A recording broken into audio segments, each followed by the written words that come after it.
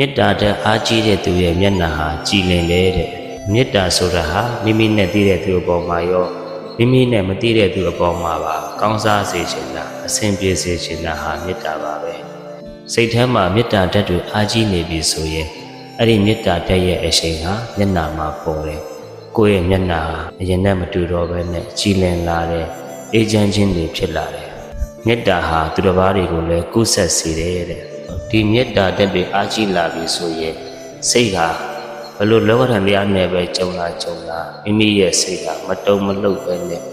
တည်တည်ငြိမ်ငြိမ်နဲ့အေးအေးချမ်းချမ်းနဲ့ပဲဖြတ်တန်းနိုင်တယ်မေတ္တာဓာတ်တွေအားကြီးလာပြီဆိုရင်ဘဝမှာအဆိုးဆုံးဖေးဖြစ်တဲ့သေဘေးနဲ့ကြုံလာပြီဆိုရင်တော့မှအဲ့ဒီပုဂ္ဂိုလ်ဟာမကြောက်မလန့်ပဲနဲ့မတွေးမဝေပဲနဲ့ချမ်းချမ်းသာသာနဲ့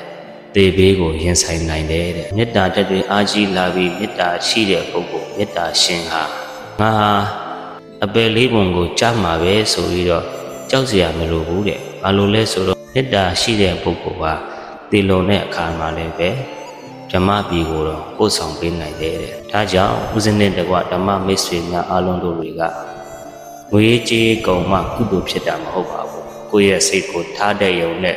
ကိုယ့်ရဲ့စိတ်ကလေးကိုကုသိုလ်စိတ်လေးနဲ့နေလိုက်ယုံနဲ့ကုသိုလ်တွေများစွာရရှိမှာဖြစ်ပါတယ်ဒါကြောင့်ဒီနေ့ကစပြီးတော့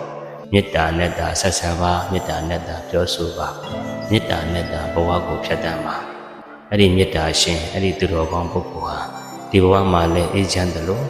နောက်ဆုံးဘဝမှာတော့မှကောင်းတဲ့ဘဝတွေဓမ္မပြည်ကိုတော့ပို့ဆောင်ပေးနိုင်တယ်ဆိုတာကိုလက်ခံယုံကြည်ပြီးဒီနေ့ကစပြီးတော့မေတ္တာနဲ့တာဘဝကိုဖြတ်တန်းကြရအောင်